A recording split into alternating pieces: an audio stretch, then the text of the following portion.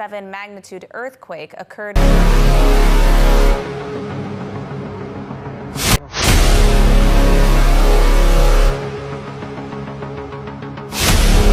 Temple is being built right now. I have some news for you. Being taken, temple from underground. The Jews began building the third. So this one qualifies as to be the first sacrifice of the rebuilt temple. Jerusalén vuelve a ocupar el centro de una serie de acontecimientos que están llamando la atención en distintas partes del mundo. Mientras fuertes terremotos sacuden diferentes regiones, en Tierra Santa avanzan movimientos relacionados con un futuro lugar de culto y aparecen fenómenos que muchos están comparando con antiguas advertencias bíblicas. Lucas 21 habló de señales, angustia entre las naciones y tiempos de gran incertidumbre. Y hoy, para muchos creyentes, esas palabras vuelven a resonar con una fuerza especial.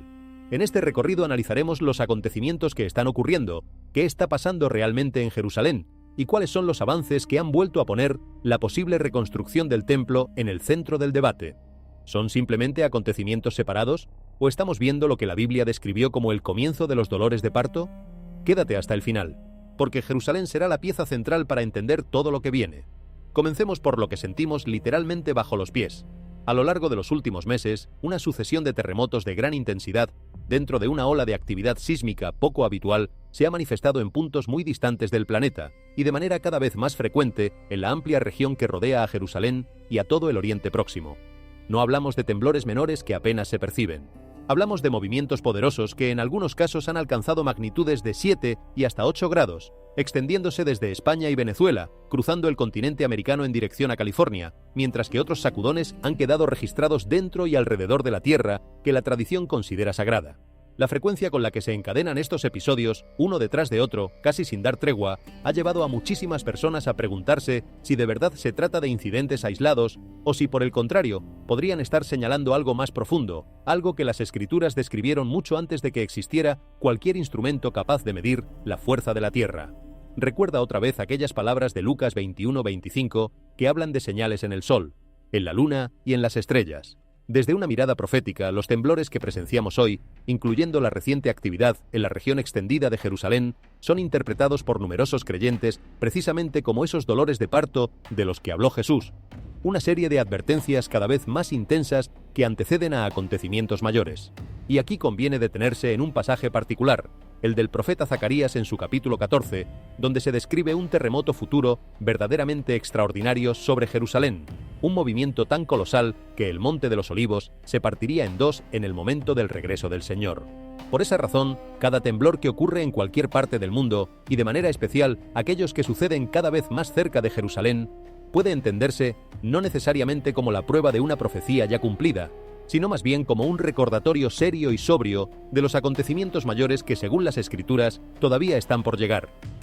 Piensa por un momento en lo que significa vivir en una época en la que la Tierra parece haber perdido su antigua calma.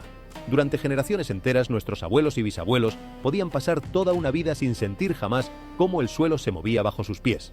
Un terremoto era para la mayoría de las personas una historia lejana, algo que ocurría en otro país, en otro continente, en las páginas de un periódico que se leía con una mezcla de compasión y de distancia. Hoy la situación es distinta. Cada semana, casi cada día, aparecen nuevos reportes de temblores en lugares que antes se consideraban estables, seguros, inmunes a este tipo de sacudones.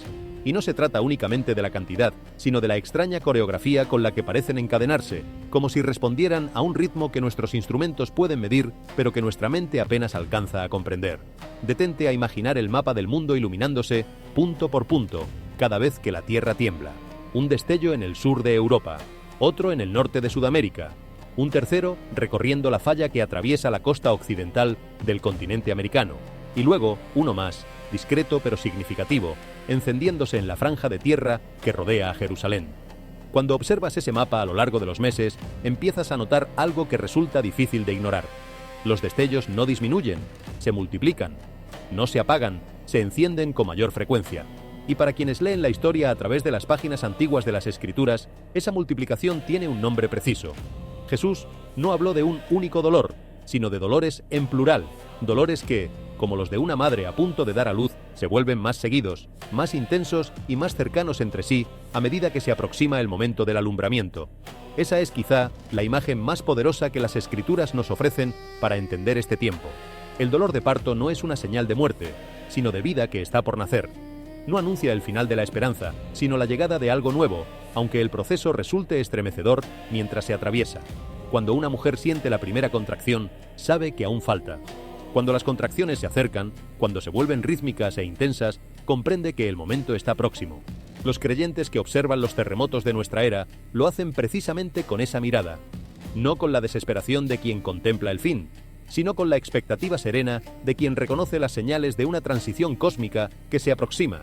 Y no podemos pasar por alto un detalle que muchos consideran especialmente conmovedor: la concentración de estos movimientos en la región de Oriente Próximo, en las inmediaciones de Tierra Santa, añade una capa adicional de significado.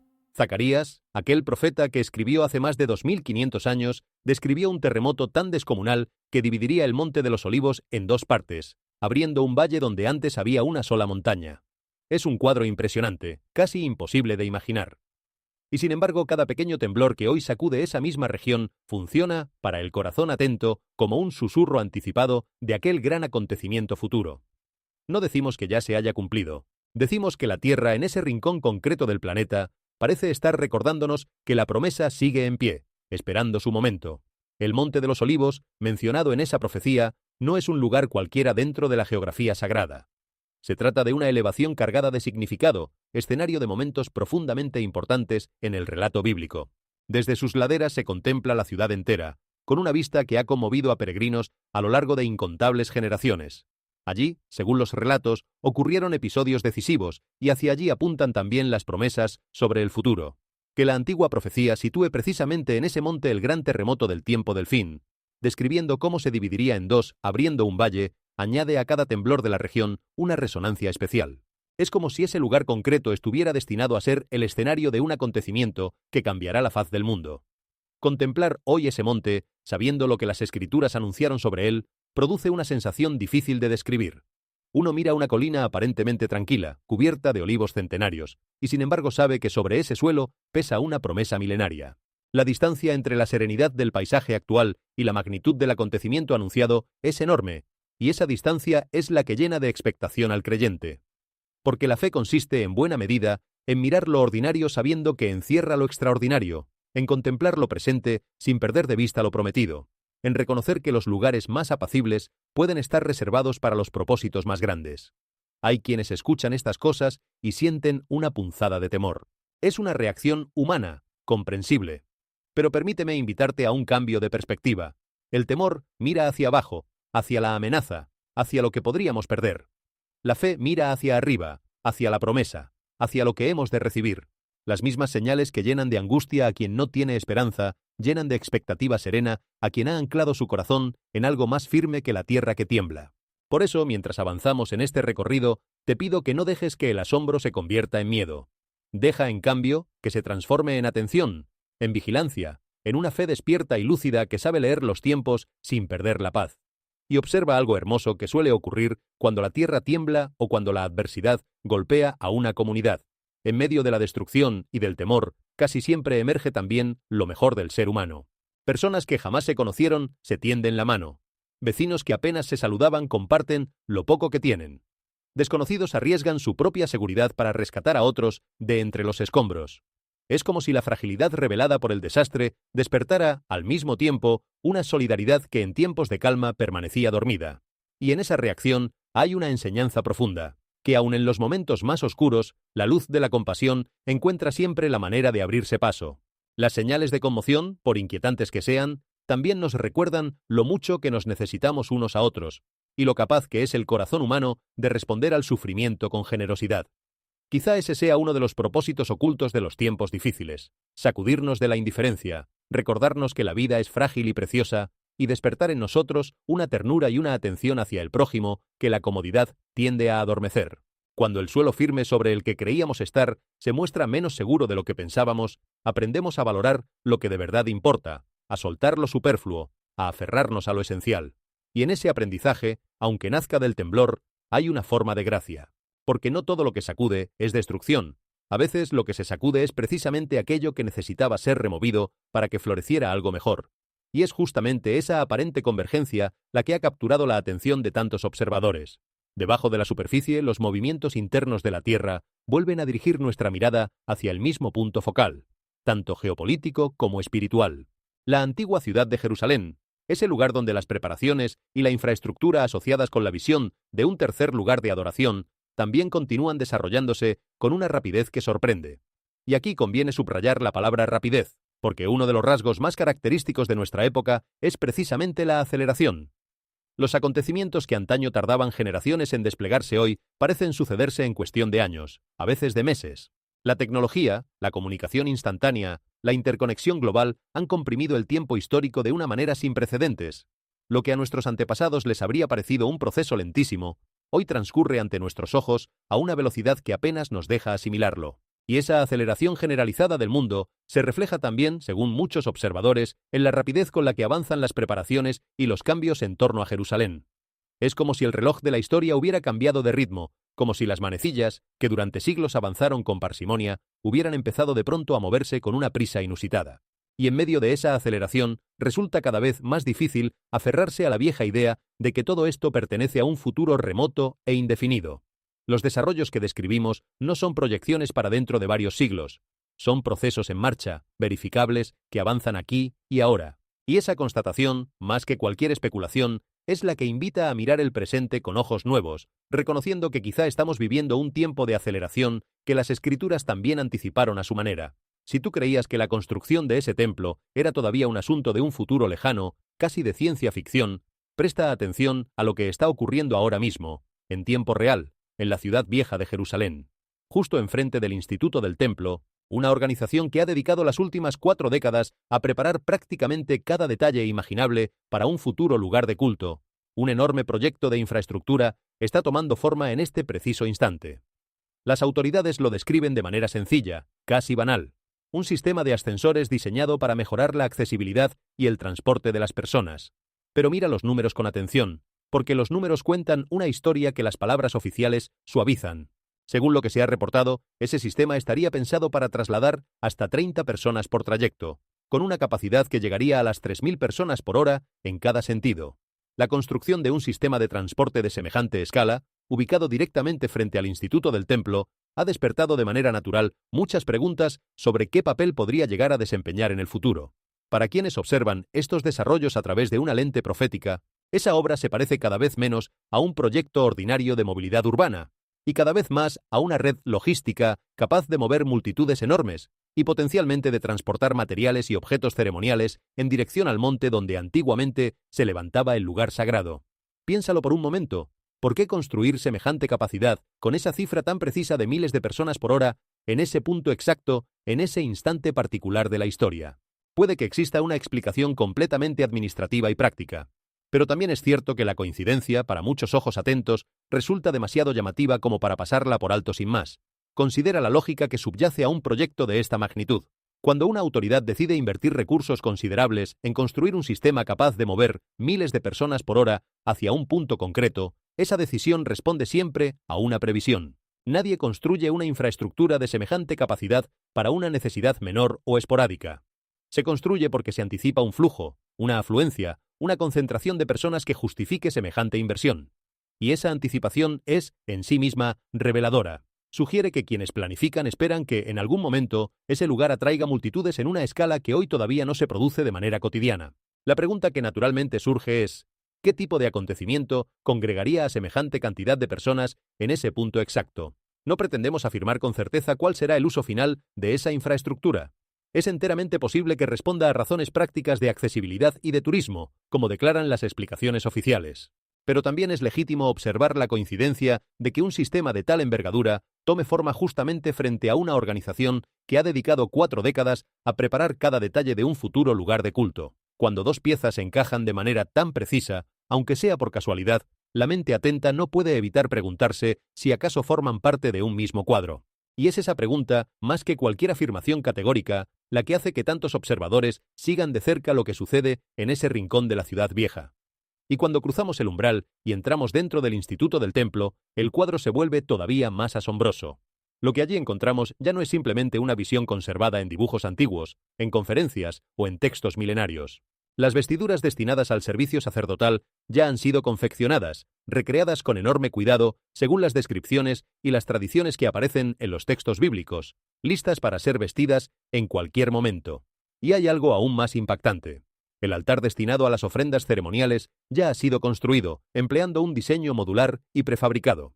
Según quienes participaron en su preparación, esa construcción por módulos permitiría ensamblar el altar con enorme rapidez cuando llegara el momento de utilizarlo, casi como si se tratara de piezas listas para encajar en cuestión de minutos. Y luego está otro elemento decisivo, uno que suele pasar desapercibido para el gran público, pero que resulta fundamental dentro de este rompecabezas. Los animales de tono rojizo asociados con el antiguo rito de purificación descrito en las Escrituras también han sido seleccionados cuidadosamente y trasladados hasta Israel para su preparación. Este requisito, que a muchos podría parecerles un detalle secundario, ocupa en realidad un lugar central dentro de toda la tradición.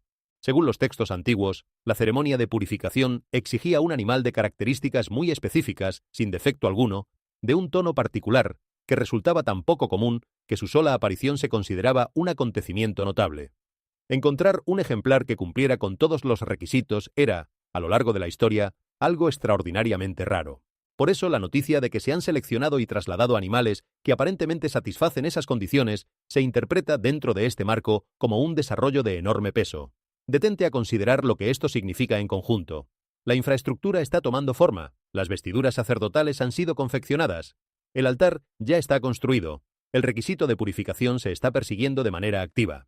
Pieza por pieza, elementos que durante siglos existieron únicamente como instrucciones antiguas, escritas en pergaminos, se están transformando en objetos físicos y en preparativos completamente prácticos, tangibles, reales.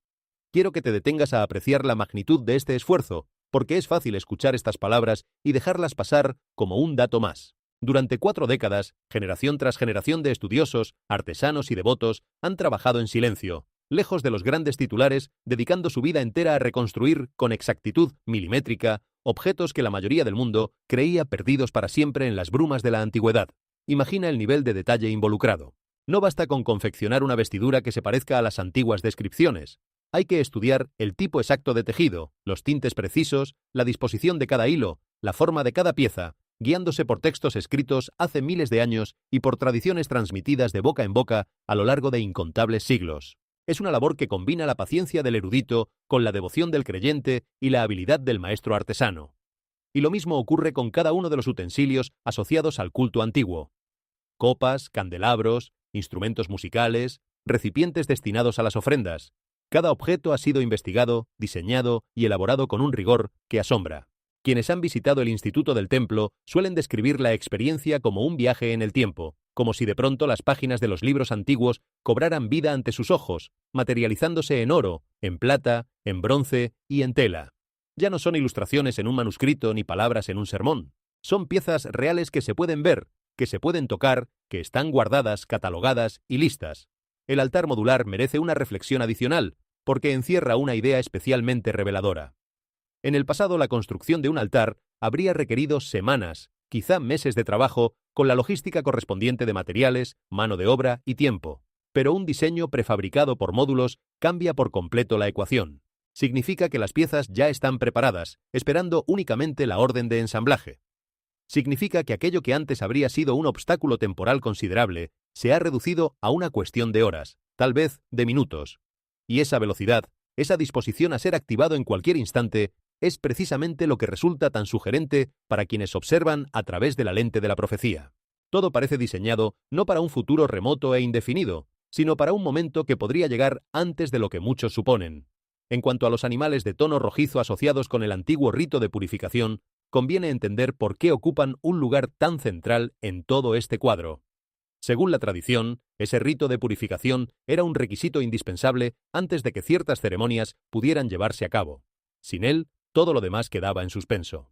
Es como tener un edificio entero terminado, con las luces instaladas y los muebles en su sitio, pero faltando la llave que permite encender la corriente. Por eso la selección y el traslado de estos animales a Israel se considera un desarrollo tan significativo. No es un detalle pintoresco, es, dentro de esta interpretación, una de las últimas piezas que faltaban para completar el conjunto. Y el hecho de que se esté persiguiendo activamente, con esmero y con recursos, indica que quienes trabajan en estas preparaciones se lo toman absolutamente en serio. Cuando sumas todo esto, empiezas a comprender por qué tantas personas alrededor del mundo miran hacia Jerusalén con una mezcla de asombro y de expectación. No se trata de rumores vagos ni de especulaciones sin fundamento. Se trata de proyectos concretos, de objetos tangibles, de preparativos verificables que avanzan año tras año con una constancia silenciosa pero implacable. La pregunta ya no es si las preparaciones existen, porque existen y se pueden documentar. La pregunta es, ¿qué significan? ¿Hacia dónde apuntan? ¿Y qué papel podrían desempeñar en el gran despliegue de los acontecimientos que las Escrituras anunciaron hace tanto tiempo? Y sin embargo, todavía queda un obstáculo decisivo que se interpone entre toda esta preparación y la existencia de un verdadero tercer lugar de adoración. Se trata del estatus religioso y legal del propio monte donde antiguamente se levantaba el santuario. Y precisamente ese es el siguiente desarrollo crucial que se está desenvolviendo hoy a un ritmo sin precedentes, un ritmo que hace apenas unos pocos años habría parecido sencillamente imposible. Volvamos la mirada atrás, a la historia de ese monte desde la guerra de 1967. Es verdad que Israel obtuvo entonces el control sobre Jerusalén, pero durante décadas ha regido sobre ese lugar un delicado y sensible acuerdo tácito, un statu quo cuidadosamente equilibrado. Durante muchísimos años, los visitantes de fe judía y cristiana enfrentaron severas restricciones a la hora de expresar su devoción en ese espacio. La oración pública por parte de los visitantes judíos estaba prohibida, y hasta un simple gesto o un comportamiento que pudiera interpretarse como una plegaria podía provocar la intervención inmediata de las fuerzas de seguridad. Llevar consigo materiales abiertamente religiosos al recinto también podía desencadenar tensiones graves, lo que convirtió a ese monte en uno de los espacios sagrados más estrictamente controlados de todo el planeta. Para dimensionar lo extraordinario del cambio que estamos presenciando, hay que entender primero cuán rígido, cuán inamovible parecía este arreglo durante décadas. No hablamos de una simple costumbre flexible que cualquiera podía modificar con una decisión administrativa. Hablamos de un equilibrio tan delicado que las grandes potencias del mundo lo vigilaban con nerviosismo, conscientes de que cualquier alteración podía encender tensiones de alcance internacional. Los líderes religiosos lo trataban como una línea que no se debía cruzar. Los diplomáticos lo mencionaban en sus reuniones con la cautela de quien maneja un material explosivo. Y los visitantes, sin importar su fe, aprendían rápidamente que en ese lugar ciertos gestos, ciertas palabras, ciertos movimientos simplemente no estaban permitidos. Imagina lo que significaba para una persona de profunda devoción llegar hasta ese monte, quizá después de un viaje larguísimo, cargando en el corazón el anhelo de toda una vida, y descubrir que ni siquiera podía mover los labios en una plegaria silenciosa sin arriesgarse a ser interpelada. Imagina la contención, la frustración, el peso emocional de estar de pie sobre un suelo cargado de significado espiritual y verse obligado a guardar silencio absoluto, a disimular incluso el temblor de los labios. Durante generaciones, esa fue la realidad. Y por eso, cuando esa realidad comienza a resquebrajarse, aunque sea lentamente, aunque sea de manera informal, quienes conocen la historia comprenden que están presenciando algo que hace apenas unos años habría parecido sencillamente impensable. El cambio no llegó de golpe, con un anuncio estruendoso ni con una proclamación oficial. Llegó de puntillas, casi imperceptiblemente, de la manera en que suelen llegar las transformaciones verdaderamente profundas de la historia. Primero fue una tolerancia discreta hacia pequeños grupos que oraban en voz muy baja, en un rincón apartado. Luego, esa tolerancia se fue ampliando poco a poco, ganando terreno paso a paso. Más adelante aparecieron oraciones impresas que se distribuían con mayor libertad. Y así, gesto tras gesto, lo que antes era terminantemente prohibido fue convirtiéndose en algo cada vez más visible, cada vez más frecuente, cada vez más normalizado. Es el mecanismo silencioso mediante el cual los límites de lo posible se desplazan sin que la mayoría del mundo se percate del cambio hasta que éste ya se ha consolidado. Pero en tiempos recientes ha comenzado a producirse un cambio silencioso y, sin embargo, potencialmente histórico. Conviene aclarar algo con precisión, porque aquí abundan las confusiones. Algunos medios de comunicación afirmaron que ciertos visitantes judíos estaban orando dentro de la propia mezquita, pero esa descripción resulta engañosa y no refleja con exactitud lo que realmente sucedió. El desarrollo verdaderamente significativo ocurrió dentro del recinto más amplio del monte, ese perímetro extendido donde las restricciones a la oración judía han venido siendo desafiadas de forma creciente y en algunos casos relajadas de manera informal, casi imperceptible al principio. Lo que empezó con las autoridades haciendo la vista gorda ante pequeños grupos que oraban discretamente, poco a poco fue ampliándose hacia formas de expresión religiosa más visibles, incluyendo la distribución de oraciones impresas en papel. Más recientemente incluso ha habido informes que señalan que las autoridades israelíes estarían probando arreglos que permitirían a los visitantes judíos llevar consigo sus libros de oración personales al monte. Durante la observancia más reciente de una fecha de duelo tradicional del calendario hebreo, se reportó que más de 3.000 israelíes entraron al recinto, mientras que una figura de alto rango del gobierno realizaba una visita ampliamente difundida y comentada. Se vio a visitantes judíos portando textos religiosos y participando en formas de oración que, bajo la interpretación tradicional del statu quo, habrían resultado muchísimo más difíciles de imaginar apenas unos años atrás. Jordania y la autoridad palestina condenaron con firmeza estos desarrollos, advirtiendo que cualquier cambio en los arreglos existentes podría desestabilizar el frágil equilibrio que envuelve a este sitio sagrado. Y aún así, el simple hecho de que estas acciones estén ocurriendo abiertamente, a la luz del día y ante las cámaras, demuestra hasta qué punto pueden estar cambiando los límites de lo que se considera posible en ese lugar. Reflexiona sobre la naturaleza de estos cambios graduales, porque encierran una lección importante sobre cómo se transforma la historia. Rara vez los grandes vuelcos ocurren de un solo golpe, con un estruendo que todos perciben al instante. Con mucha más frecuencia avanzan por acumulación, mediante una sucesión de pequeños pasos que individualmente parecen insignificantes, pero que sumados terminan por reconfigurar por completo el paisaje. Un día se tolera un gesto que antes se prohibía.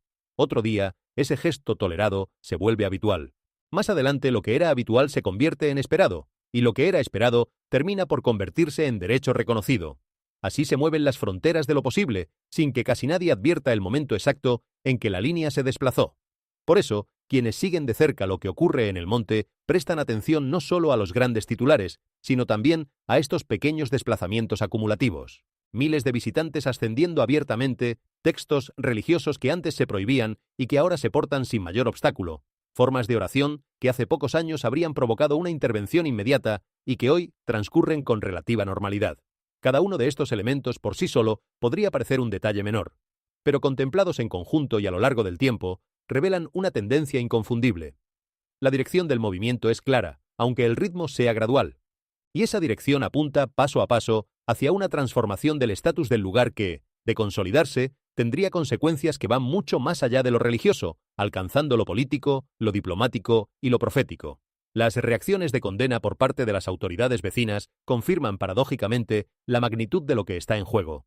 Si estos cambios fueran verdaderamente insignificantes, no provocarían advertencias tan enérgicas ni preocupaciones tan expresas sobre la posibilidad de desestabilizar el frágil equilibrio de la región. El hecho de que susciten semejante inquietud demuestra que quienes observan de cerca comprenden perfectamente que no se trata de detalles menores, sino de desplazamientos capaces de alterar un orden que se mantuvo intacto durante generaciones.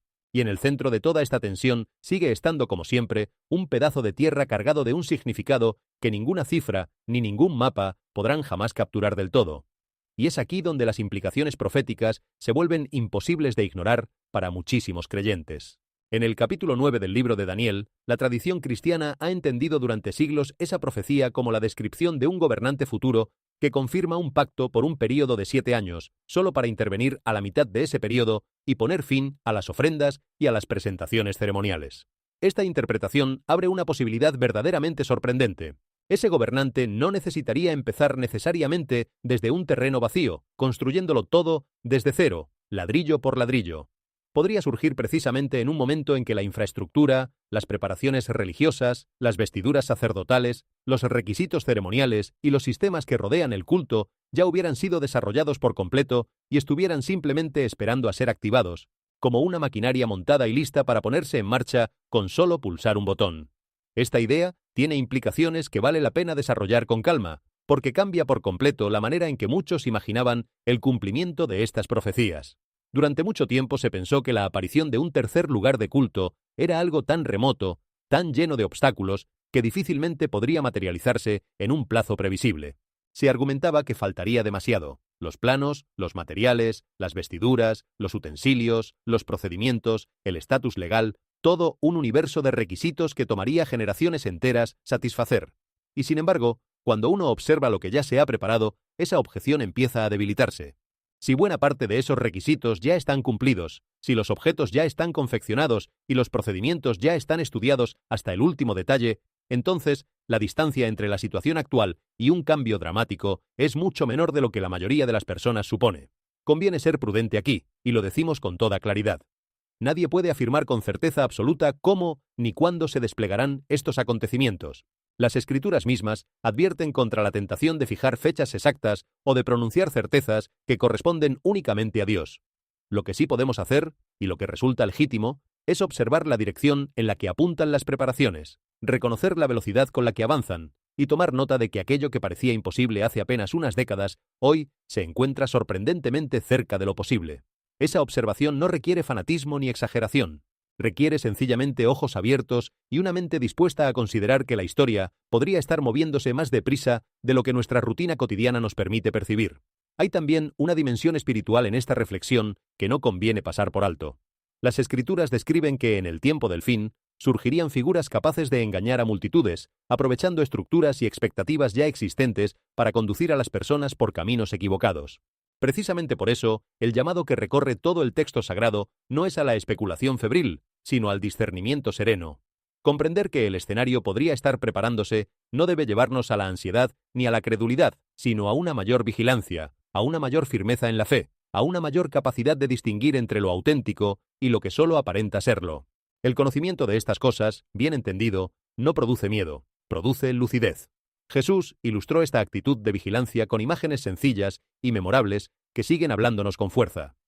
Habló de vírgenes que aguardaban la llegada del esposo, algunas de las cuales tuvieron la previsión de mantener sus lámparas provistas de aceite, mientras otras se descuidaron y quedaron con las lámparas apagadas justo cuando más las necesitaban. Habló también de un siervo fiel que administraba bien lo que se le había confiado, atento y dispuesto ante el regreso de su señor, en contraste con aquel que se relajó pensando que la espera se prolongaría indefinidamente. En cada una de estas imágenes, la enseñanza es la misma. La clave no está en calcular el momento exacto, algo que nadie puede hacer, sino en vivir de tal manera que la llegada, cuando ocurra, no nos encuentre desprevenidos. Esa es, en el fondo, la esencia de la vigilancia espiritual. No se trata de una espera ansiosa, con la mirada fija en el calendario y el corazón encogido por el temor. Se trata de una espera activa, serena y fecunda, en la que cada día se vive con propósito, cumpliendo con nuestras responsabilidades, cuidando de quienes nos rodean, cultivando la fe y practicando el bien, precisamente porque no sabemos ni el día ni la hora. El que vive así no necesita conocer las fechas, porque está preparado en todo momento. Y esa preparación constante es, quizá, la respuesta más madura que el creyente puede dar ante un tiempo cargado de señales. No correr detrás de cada especulación, sino mantener la lámpara encendida, sea cual sea la hora en que llegue el momento decisivo. Y esa es exactamente la razón por la cual estos desarrollos merecen toda nuestra atención. Cuando colocamos las piezas una al lado de la otra, la sucesión de terremotos alrededor del mundo, la infraestructura que se expande cerca del Instituto del Templo, el altar prefabricado y modular, la preparación en torno a esos animales de tono rojizo y la discusión cada vez más visible sobre la oración judía en el monte, el cuadro general se vuelve difícil de descartar como una simple colección de acontecimientos inconexos y casuales. Para quienes observan a través de la lente de la profecía bíblica, las piezas parecen estar acercándose unas a otras, encajando lentamente en su lugar. Pero escúchame bien, porque esto es importante y no quiero que lo malinterpretes. Esto no es un llamado al pánico. Las Escrituras jamás le piden al creyente que viva atemorizado cada vez que aparece un nuevo titular alarmante en las noticias. Al contrario, Jesús llama una y otra vez a sus seguidores a permanecer despiertos, atentos, con capacidad de discernimiento y firmes en la fe. Ya sea que estos desarrollos representen el cumplimiento inmediato de la profecía o simplemente una etapa más dentro de un proceso histórico mucho más largo, el mensaje permanece siendo el mismo. Observa con atención. Contrasta todo con las Escrituras. Y por encima de todo, mantén tu fe firmemente anclada en Jesucristo mientras el mundo que rodea a Jerusalén sigue transformándose ante nuestros ojos. Si tú también sientes ese llamado a despertar, a mantenerte alerta, te invito a acompañarnos en oración, dejando una plegaria o un simple amén en los comentarios aquí abajo, orando por la paz de Jerusalén, por nuestro propio discernimiento espiritual y por una preparación firme y serena para los días que se avecinan. Detente a pensar en el significado de ese antiguo llamado a orar por la paz de Jerusalén, porque no es una fórmula vacía ni un mero gesto simbólico.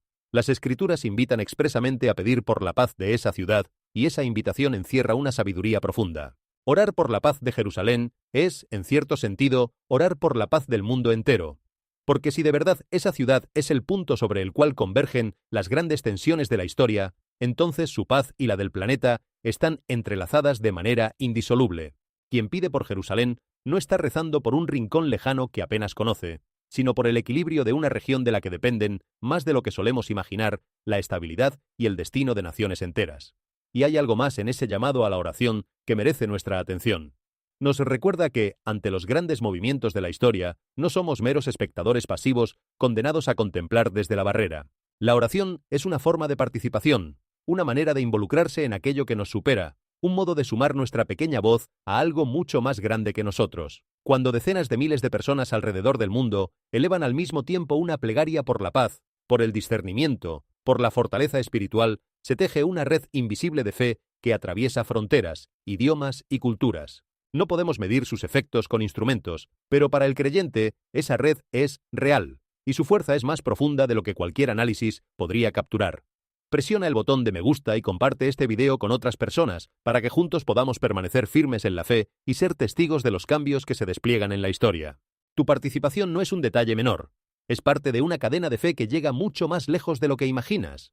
Ahora bien, más allá de esta actualización sobre el monte y sobre las preparaciones, existe otra dimensión que no podemos dejar de lado, porque el tablero geopolítico que rodea a Israel se está reordenando a una velocidad que quita el aliento. El impulso hacia el establecimiento de ese tercer lugar de adoración en Jerusalén ya no es únicamente una aspiración religiosa de alcance local, un asunto interno de un pequeño rincón del mundo. Se ha convertido en el catalizador definitivo que está redibujando las alianzas militares a escala global, colocando las fichas en posición para un enfrentamiento que fue anunciado de manera explícita hace aproximadamente 2500 años. El conflicto profetizado que las escrituras describen bajo los nombres antiguos de Gog y Magog. Antes de adentrarnos en los detalles de esta antigua profecía, conviene hacer una aclaración importante para abordar el tema con la seriedad que merece. La interpretación de estos textos ha ocupado a estudiosos durante siglos, y no existe una única lectura que todos compartan. Distintas tradiciones han identificado a los pueblos mencionados con diferentes naciones a lo largo del tiempo, y es sano reconocer que ninguna interpretación puede reclamar una certeza absoluta. Lo que presentamos aquí es una de las lecturas más difundidas entre quienes estudian estos pasajes en clave contemporánea, no un dogma incuestionable. Te invitamos a considerarla con mente abierta, a contrastarla con tu propio estudio y a sacar tus propias conclusiones. La humildad ante el texto sagrado es siempre la mejor guía, sobre todo cuando se trata de asuntos tan delicados como la identificación de acontecimientos futuros. Dicho esto, resulta innegable que ciertos paralelismos entre la antigua visión y los reordenamientos geopolíticos actuales han despertado un interés extraordinario. No porque nadie pueda garantizar que se trata del cumplimiento exacto de la profecía, sino porque la correspondencia entre lo que el texto describe y lo que hoy observamos es lo suficientemente notable como para invitar a la reflexión. Y esa es precisamente la actitud que proponemos.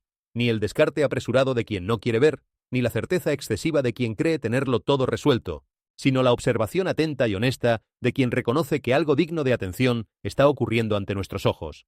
En el libro del profeta Ezequiel, capítulo 38, versículo 16, quedó registrada la visión de una confederación multinacional de dimensiones descomunales que, en los años postreros, se movilizaría de manera repentina y avasalladora contra un Israel que había sido reunido nuevamente en su tierra.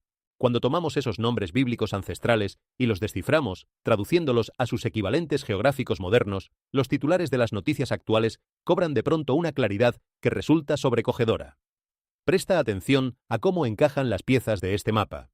Consideremos primero a Magog, identificado por muchos estudiosos con Rusia, situada en el extremo norte en relación con Israel.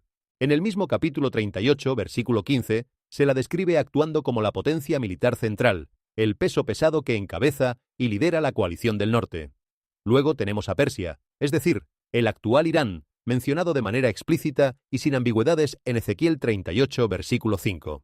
Hoy, la postura oficial de ese estado, marcada por una profunda hostilidad hacia Israel, junto con su presencia militar directa a lo largo de las fronteras septentrionales israelíes, parece encajar con esta antigua profecía con una precisión que impresiona profundamente. Lo notable es la especificidad del texto antiguo.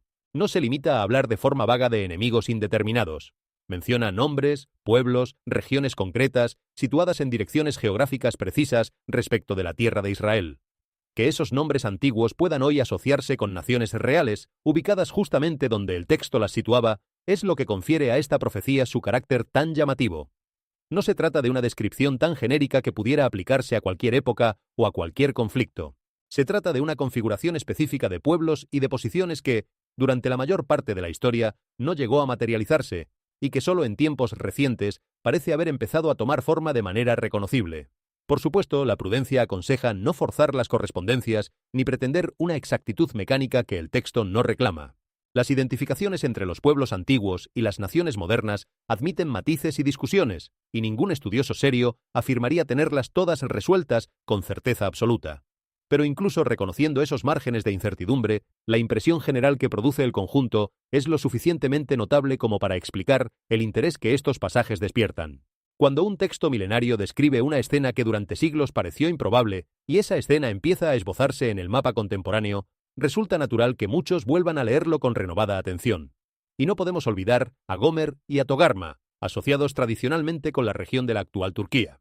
Históricamente alineada con Occidente, Turquía ha girado de manera dramática en los últimos tiempos, forjando pactos estratégicos de energía y de cooperación militar con Moscú y con Teherán, mientras adopta una postura cada vez más confrontativa frente a Israel. Este giro merece una reflexión particular, porque ilustra hasta qué punto los alineamientos que parecían inamovibles pueden transformarse en cuestión de años. Durante décadas, la orientación de esta nación hacia Occidente se daba por sentada, como si formara parte de su identidad más profunda.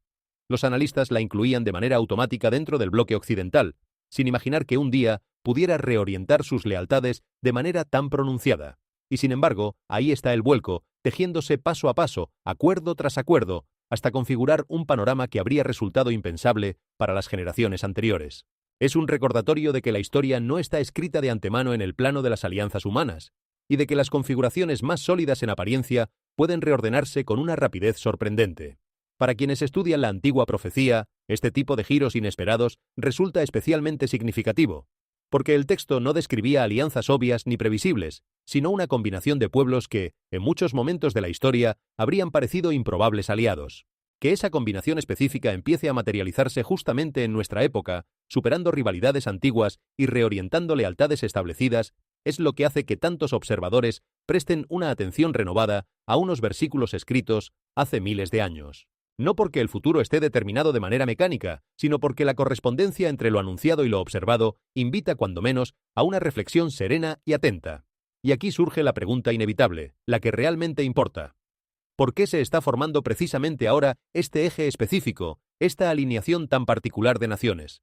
El detonante se encuentra de manera directa en Jerusalén y en ese monte tan disputado.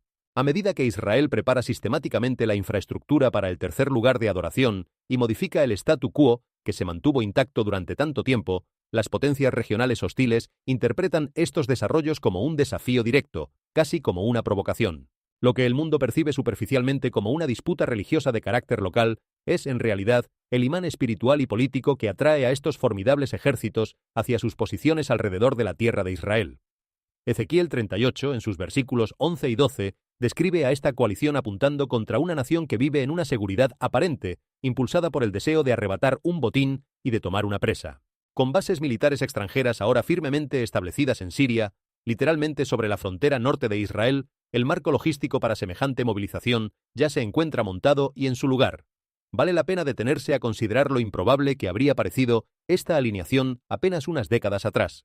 Si le hubieras dicho a un observador del siglo pasado que Rusia, Irán y Turquía terminarían coordinando estrategias, compartiendo intereses y estableciendo lazos militares y energéticos cada vez más estrechos, probablemente te habría mirado con incredulidad. Estas naciones cargan con historias enfrentadas, con rivalidades antiguas, con visiones del mundo que durante mucho tiempo las mantuvieron en orillas opuestas. Turquía, en particular, fue durante generaciones un socio cercano de Occidente, integrada en sus alianzas, mirando hacia el oeste en busca de cooperación y de identidad. Que hoy haya girado de manera tan pronunciada, tejiendo pactos con Moscú y con Teherán, representa un vuelco histórico que los analistas todavía intentan comprender del todo. Y sin embargo, ahí están, las tres, convergiendo. No por afecto mutuo, no por afinidad ideológica profunda, sino por una combinación de intereses que las empuja hacia el mismo punto del mapa. Para el estudioso de la profecía, esa es precisamente la clave. Las escrituras nunca sugirieron que estas naciones se unirían por amor o por convicción compartida. Sugirieron que se reunirían, que se movilizarían en una misma dirección, atraídas por algo relacionado con la tierra de Israel. Y lo asombroso es que cada actor parece moverse por sus propias razones inmediatas, ajeno por completo a la idea de estar cumpliendo un guión antiguo. Rusia busca influencia y presencia estratégica. Irán persigue sus propios objetivos regionales. Turquía calcula sus ventajas. Ninguno actúa pensando en Ezequiel. Y aún así, el resultado combinado de sus decisiones independientes dibuja una figura que encaja con inquietante precisión en un texto escrito hace milenios. Esa es una de las características más fascinantes de la profecía bíblica según quienes la estudian. No exige que los protagonistas sean conscientes de su papel. La historia avanza mediante decisiones humanas libres, cada una tomada por motivos concretos y comprensibles, y sin embargo el patrón global que emerge parece responder a un diseño que trasciende a cualquiera de los actores individuales. Es como observar a numerosos músicos que afinan sus instrumentos por separado, cada uno absorto en su propia nota, sin darse cuenta de que, tomados en conjunto, están preparando la ejecución de una misma sinfonía cuya partitura fue escrita mucho antes de que ninguno de ellos naciera. También conviene subrayar la presencia física de bases y fuerzas extranjeras en Siria, justo sobre la frontera septentrional de Israel. Este detalle transforma lo que podría ser una especulación abstracta en una realidad geográfica concreta y palpable. No hablamos de ejércitos hipotéticos situados en tierras lejanas, que necesitarían recorrer enormes distancias antes de representar una amenaza. Hablamos de una infraestructura militar ya establecida a las puertas mismas de Israel, con la logística necesaria dispuesta y operativa. Ezequiel describió a esta coalición apuntando contra una nación que habita en una seguridad aparente, movida por el deseo de arrebatar un botín. Y el hecho de que las piezas de ese tablero se hayan colocado, una tras otra, en las posiciones exactas que el texto antiguo describió, es lo que hace que tantos observadores contengan el aliento al leer las noticias de cada mañana. Hay un detalle en la descripción antigua que merece una atención especial, porque encierra una paradoja profunda. El texto habla de una nación que vive en una seguridad aparente, confiada, tranquila, justo antes de que sobrevenga la gran conmoción. Es una imagen inquietante, porque sugiere que el momento de mayor vulnerabilidad puede llegar precisamente cuando todo parece más estable. A lo largo de la historia, las grandes transformaciones rara vez han sido anunciadas con estruendo. Con frecuencia han irrumpido en medio de una calma que parecía destinada a durar. Y esa observación contiene una lección que trasciende cualquier análisis geopolítico, que la verdadera seguridad no consiste en la ausencia de amenazas visibles, sino en la firmeza interior que permanece incluso cuando las circunstancias externas cambian. Esto no significa vivir con sospecha permanente ni con la mirada temerosa de quien ve peligros por todas partes. Significa, más bien, no depositar la confianza última en aquello que puede cambiar de la noche a la mañana. Las naciones que se creen más seguras pueden verse sacudidas.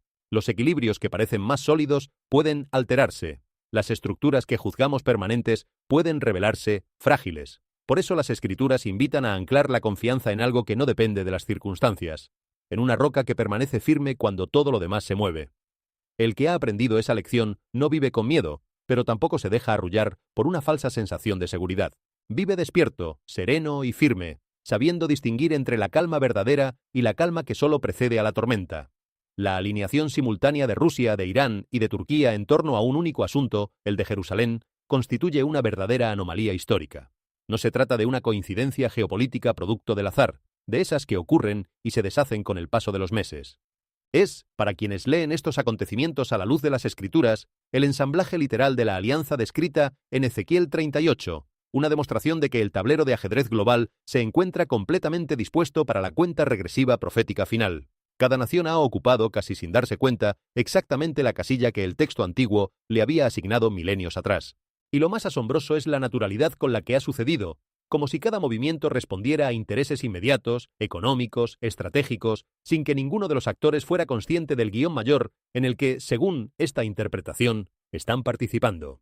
Detengámonos un instante a considerar la magnitud de esta idea. Naciones que durante décadas mantuvieron intereses enfrentados, que se miraron con desconfianza y que compitieron por influencia en la misma región, de pronto encuentran un punto de convergencia. Y ese punto no es un recurso natural, ni una ruta comercial, ni un tratado económico convencional. Es una ciudad, es, más específicamente, un monte dentro de esa ciudad. Es la cuestión de quién ora allí, de qué se construye allí, de qué se prepara allí. Que un lugar tan concreto, tan geográficamente pequeño, tenga la capacidad de reordenar las alianzas de las grandes potencias del mundo es, en sí mismo, uno de los fenómenos más extraordinarios de nuestra época. Y para el creyente atento no hay en ello nada casual. Es la confirmación de que Jerusalén sigue siendo, como lo fue siempre, el centro invisible alrededor del cual gira la historia. Vale la pena preguntarse por qué, de entre todas las ciudades del mundo, es precisamente Jerusalén la que ocupa este lugar tan singular. Geográficamente no es una metrópoli descomunal. No se asienta sobre yacimientos de riquezas naturales que expliquen su importancia. No controla rutas comerciales imprescindibles ni domina recursos estratégicos que justifiquen por sí solos la atención desproporcionada que recibe. Y sin embargo, a lo largo de milenios, imperio tras imperio ha querido poseerla, ejército tras ejército ha combatido por ella, y generación tras generación ha vuelto sus ojos hacia sus muros con una intensidad que ninguna otra ciudad despierta.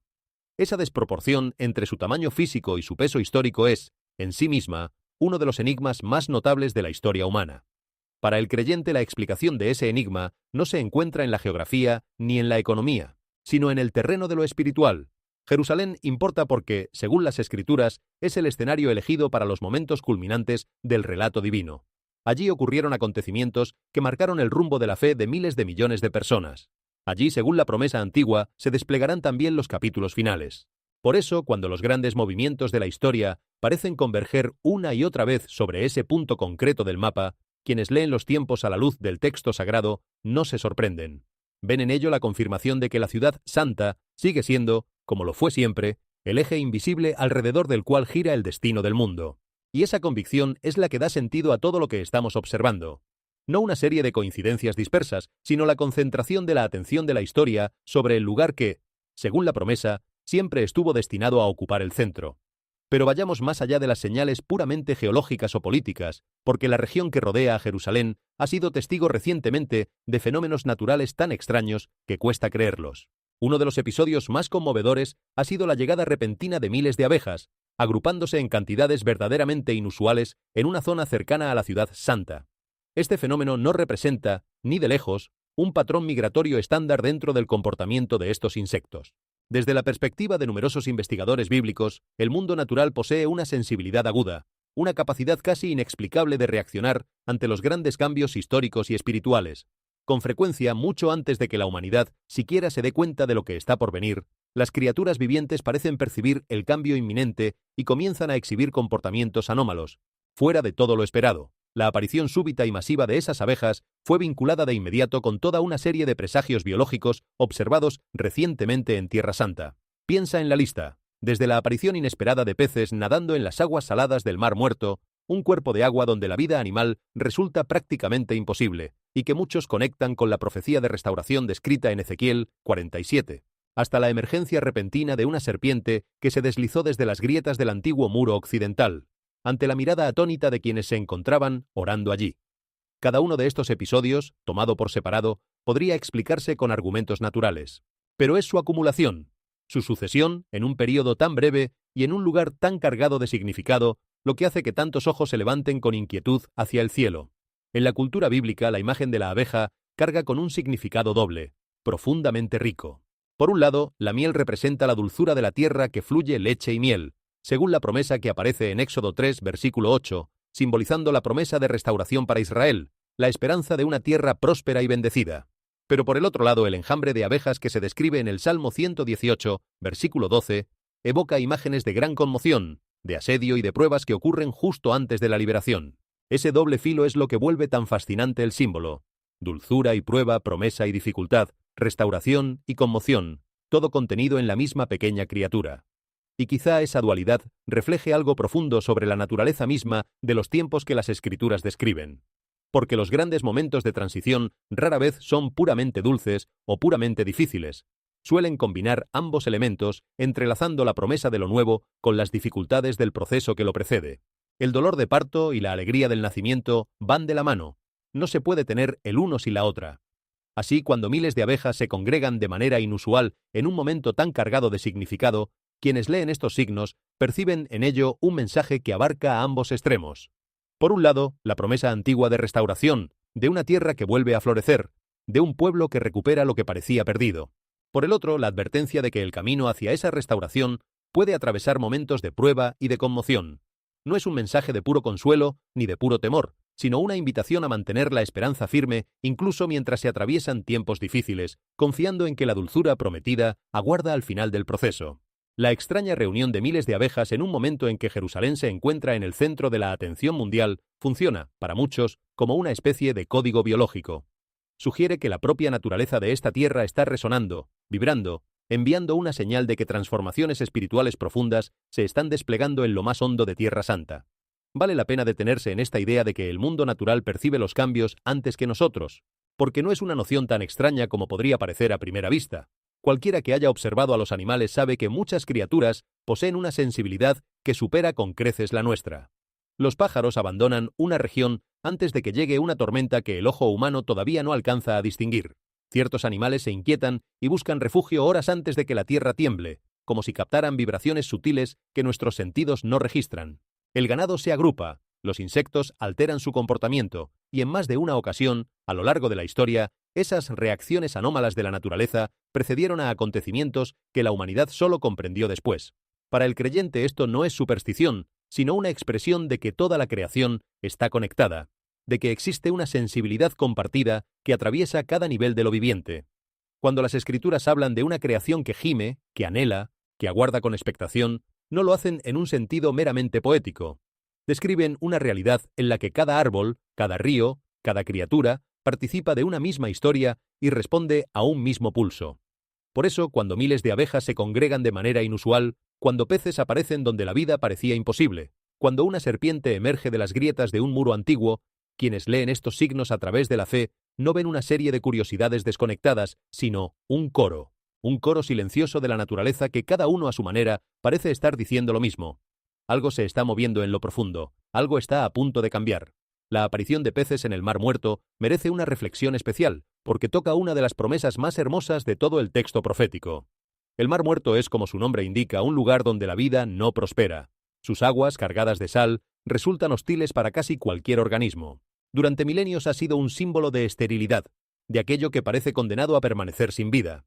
Y sin embargo el profeta Ezequiel anunció un día en que esas mismas aguas serían sanadas, en que la vida regresaría a ellas, en que peces nadarían donde antes solo había silencio y sal.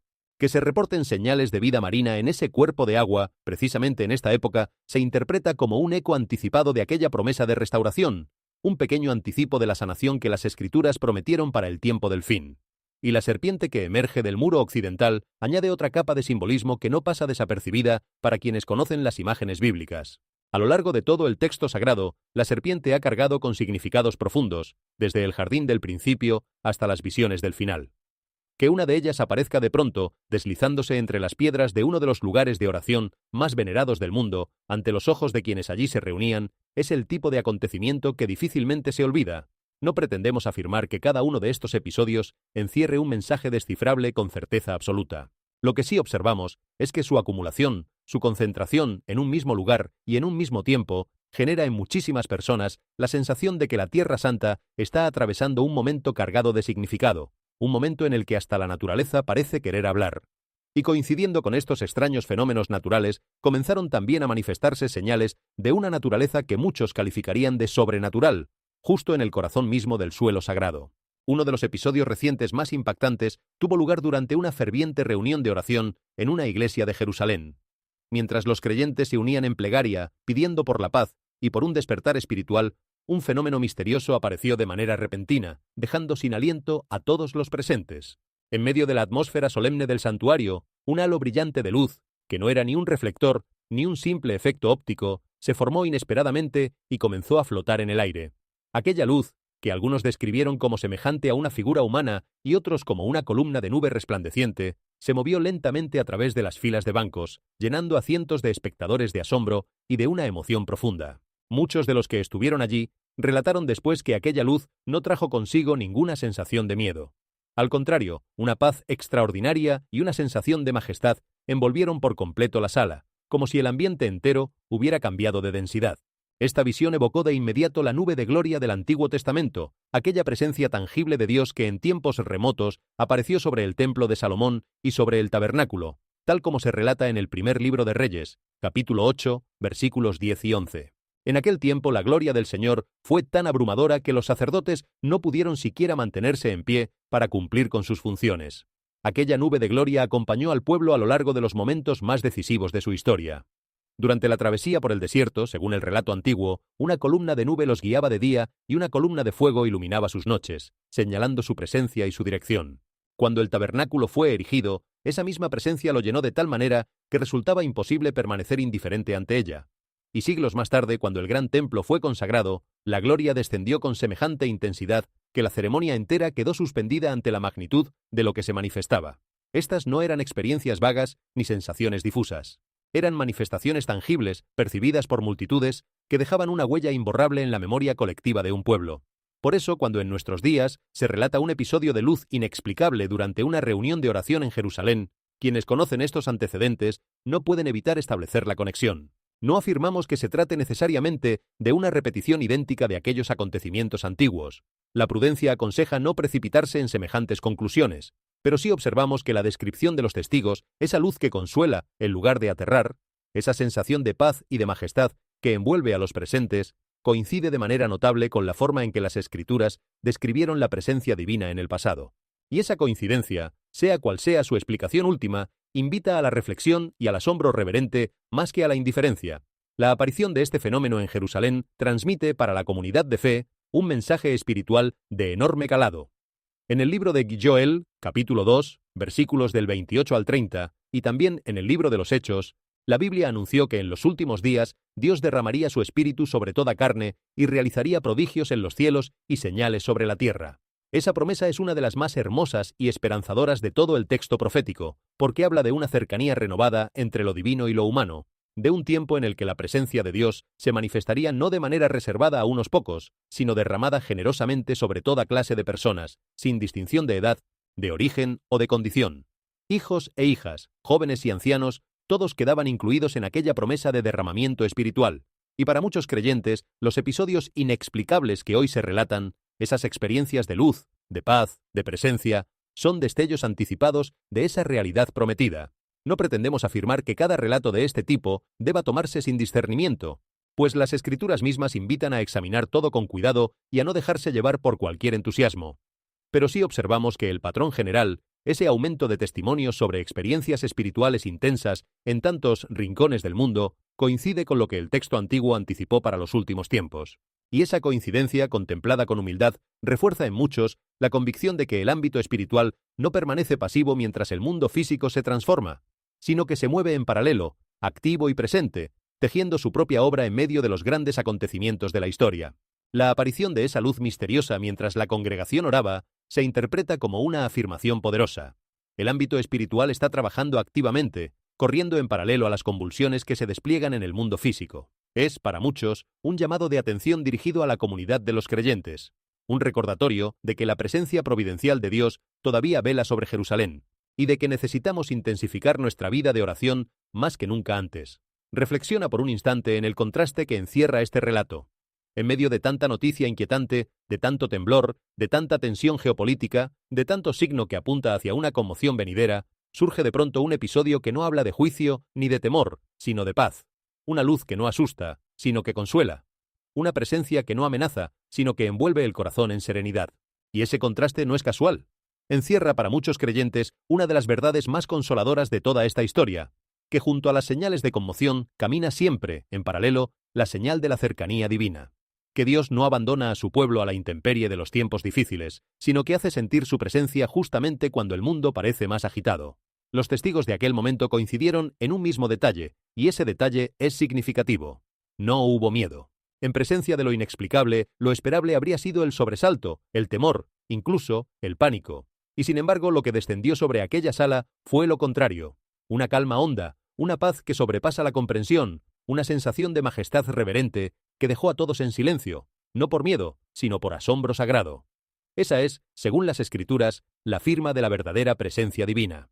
Cuando la gloria de Dios se manifestaba en tiempos antiguos, los hombres caían de rodillas no aplastados por el terror, sino desbordados por una grandeza que superaba todo lo que sus sentidos podían contener. Y aquí surge una enseñanza que atraviesa toda esta reflexión. Si de verdad vivimos en un tiempo cargado de señales, si de verdad los acontecimientos se aceleran como tantos creen, entonces la respuesta más sabia no es correr de un lado a otro presa de la ansiedad, sino profundizar la vida interior, fortalecer el vínculo con lo eterno, cultivar esa cercanía que convierte el temor en paz. La oración no es un ritual vacío ni un gesto de personas desesperadas. Es, para el creyente, el canal mediante el cual el alma se ancla en algo más firme que la tierra que tiembla y que las naciones que se agitan. En una época de conmoción, quien ora no huye de la realidad, sino que encuentra el único punto verdaderamente estable desde el cual contemplarla sin desmoronarse. Antes de continuar hacia el siguiente punto, permíteme pedirte de nuevo ese pequeño gesto que tanto significa. Deja tu me gusta y suscríbete para apoyarnos. Cada contribución, por pequeña que parezca, nos ayuda a seguir adelante y a llevar estos mensajes a más personas alrededor del mundo.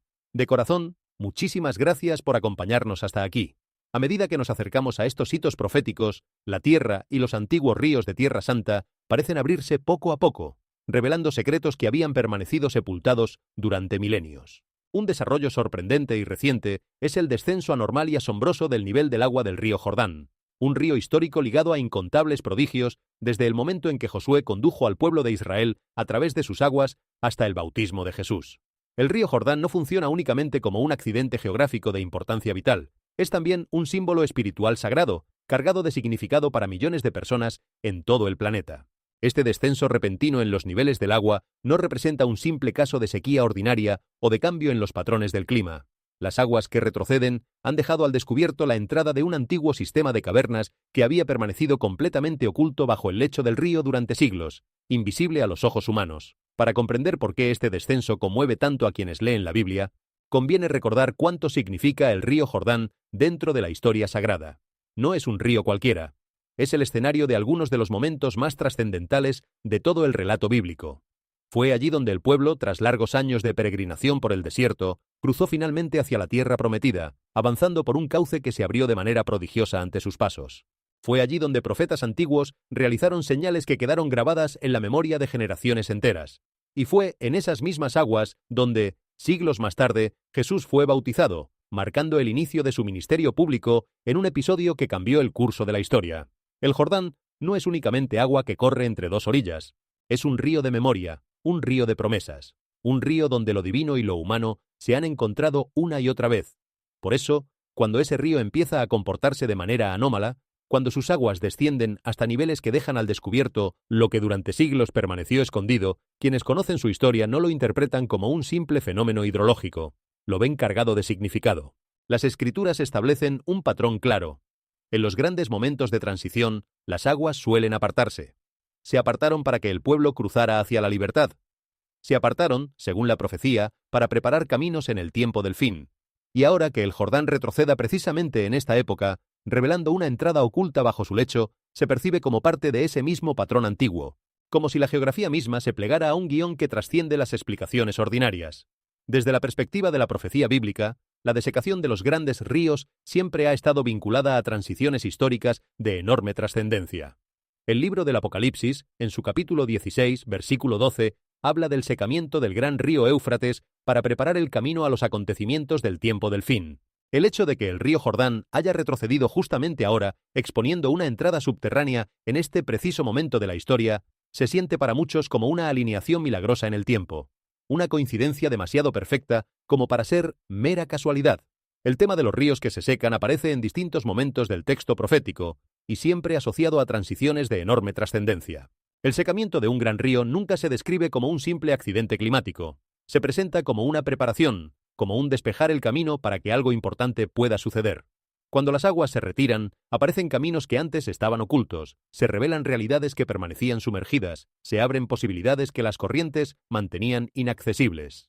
Por eso, cuando en nuestros días se observan descensos anormales en los niveles de ríos históricos, quienes leen estos signos a la luz de las Escrituras no ven únicamente un fenómeno hidrológico, sino un eco de aquel patrón antiguo, según el cual las aguas se apartan justo antes de los grandes acontecimientos.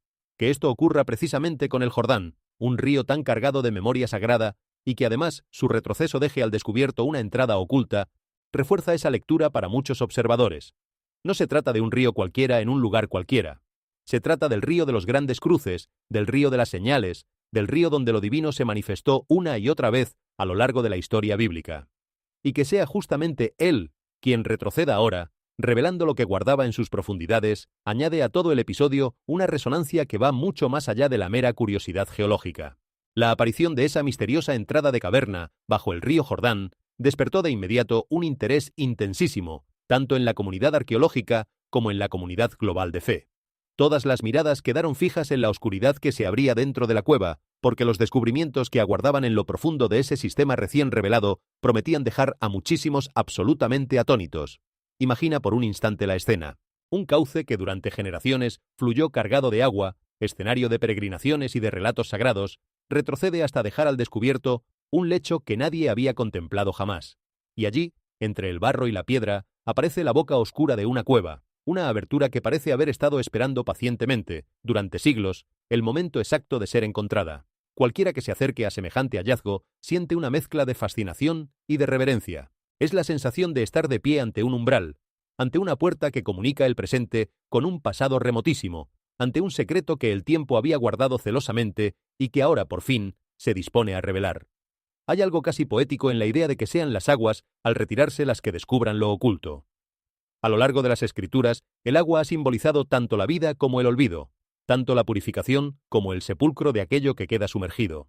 Que un río se aparte para mostrar lo que escondía en sus profundidades evoca de inmediato aquellos momentos antiguos en que las aguas se dividieron para revelar un camino o para cumplir un propósito mayor.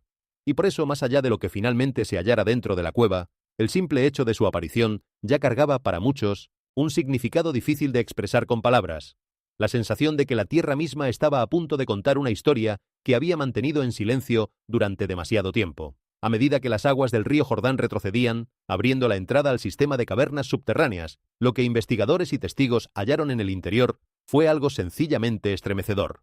En lo profundo de aquellas cámaras oscuras, intactas por el paso del tiempo, reposaban 3 hallazgos distintos que se alinean de manera directa con algunos de los relatos más profundos y misteriosos de toda la Biblia.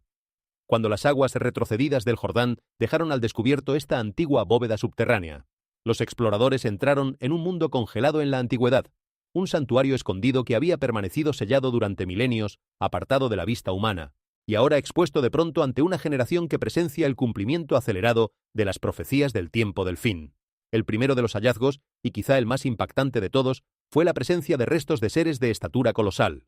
La estructura ósea de estos esqueletos supera con creces la altura, las proporciones y la densidad de los huesos de cualquier ser humano moderno.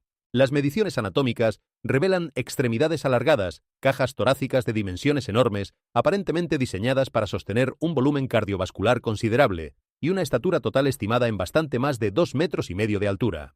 Estos restos preservados no representan deformidades esqueléticas aisladas, casos anómalos de un solo individuo, sino más bien toda una variedad biológica distinta, sepultada en conjunto dentro de las cámaras subterráneas, como si perteneciera a un mismo linaje. Los relatos bíblicos sobre seres de gran estatura han fascinado y desconcertado a los lectores durante generaciones. El texto antiguo menciona en varias ocasiones a estos personajes imponentes, describiéndolos como habitantes de la tierra en épocas remotas, poseedores de una fuerza y de un tamaño que superaban con creces lo común. Los exploradores que recorrieron la tierra prometida, según el relato, regresaron sobrecogidos por lo que habían visto, sintiéndose diminutos frente a aquellas figuras colosales. Durante mucho tiempo estas descripciones se leyeron como exageraciones destinadas a subrayar el temor y la magnitud del desafío que el pueblo enfrentaba. Y sin embargo, la persistencia de estos relatos, presentes en distintos libros y contextos, sugiere que respondían a una memoria antigua profundamente arraigada. Lo fascinante es que la tradición sobre seres de gran talla no aparece únicamente en las Escrituras. Numerosas culturas de la antigüedad, en los rincones más diversos del planeta, conservaron leyendas sobre gigantes, sobre habitantes primigenios de dimensiones extraordinarias que precedieron a la humanidad actual. Esa coincidencia entre tradiciones tan distantes entre sí ha alimentado durante siglos el debate y la especulación. Y aunque la prudencia aconseja no sacar conclusiones apresuradas de cualquier hallazgo, la sola posibilidad de que la Tierra devuelva algún día una evidencia tangible de aquellos relatos resulta profundamente estremecedora. Nos recordaría que el pasado remoto de la humanidad guarda todavía secretos que apenas comenzamos a vislumbrar, y que la línea entre el mito y la historia es, a veces, mucho más delgada de lo que suponemos. Este descubrimiento trae de inmediato a la memoria los relatos bíblicos que aparecen en el libro del Génesis, capítulo 6, versículo 4, donde se afirma que había seres de gran tamaño sobre la tierra en aquellos días. Y también el pasaje del libro de Números, capítulo 13, versículo 33, donde los exploradores enviados a reconocer la tierra prometida reportaron haber visto seres de enorme talla, junto a los cuales ellos mismos se sentían como pequeños insectos. Durante siglos, los críticos modernos y los estudiosos escépticos descartaron estos pasajes como simple mitología antigua, folclore o mera exageración retórica, un recurso literario sin base real. Y sin embargo, los restos físicos hallados bajo el lecho seco del río Jordán ofrecerían, según quienes los examinan a través de la lente de la fe, una prueba tangible de que estas figuras imponentes caminaron alguna vez sobre la tierra, sirviendo como un testimonio firme de la exactitud histórica y literal de las Escrituras. Reflexiona sobre cuántas veces, a lo largo de los siglos, se dijo que ciertos relatos bíblicos eran imposibles, meras leyendas sin fundamento. Durante mucho tiempo se afirmó que determinadas ciudades mencionadas en el texto antiguo jamás habían existido, hasta que la arqueología las desenterró de la arena y demostró que eran reales. Se dijo que ciertos pueblos y reinos nombrados en las Escrituras eran invenciones poéticas, hasta que aparecieron inscripciones y ruinas que confirmaron su existencia. Una y otra vez, la historia de la investigación arqueológica ha seguido el mismo guión. Primero el escepticismo, luego el hallazgo y finalmente el reconocimiento de que aquello que se descartaba como fábula tenía después de todo una raíz en la realidad. Por eso, quienes contemplan estos hallazgos a través de la lente de la fe los interpretan como un capítulo más de esa larga secuencia de confirmaciones. Un recordatorio de que la prudencia aconseja no descartar con ligereza lo que el texto sagrado afirma. No se trata de convertir la fe en una cuestión de huesos y de piedras, porque la fe verdadera se sostiene en algo más profundo que cualquier objeto excavado.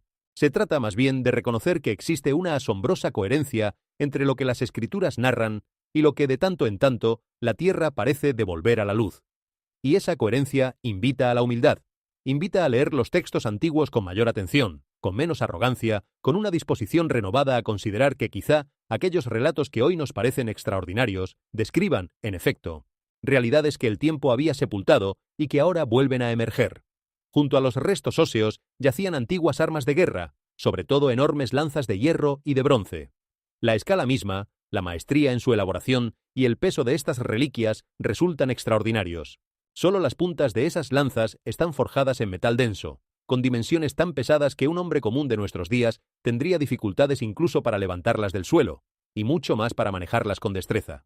Este detalle tan llamativo hace eco de la descripción bíblica del armamento de Goliat que aparece en el primer libro de Samuel, capítulo 17, versículo 7, donde se señala que el asta de madera de su lanza era comparable al rodillo de un telar, y que solo la punta de hierro pesaba una cantidad considerable. Estas pesadas piezas ofrecen una vívida y sobria mirada hacia una era antigua marcada por intensos conflictos, tanto en el plano físico como en el espiritual. Sugieren que una comunidad de guerreros de gran talla habitó alguna vez aquella región, portando armas de enorme poder, antes de desaparecer finalmente de la historia. Estas piezas nos transportan, con la fuerza de lo tangible, a un mundo que solemos imaginar únicamente a través de las palabras del texto antiguo.